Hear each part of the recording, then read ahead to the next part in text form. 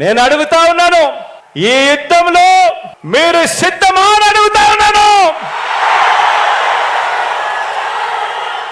నేను సిద్ధం.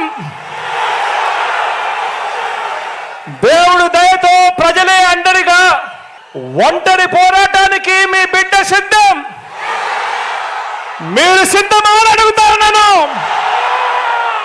వారికి దిక్కులు పిక్కటిల్లేలా సమరనాదం చేస్తూ ఎన్నికల శంఖారావం పూరిస్తూ సిద్ధమని ఇక్కడి నుంచే వైఎస్ఆర్సీపీ పిలుపునిస్తా ఉంది అని చెప్పి సందర్భంగా తెలియజేస్తా ఉన్నాను.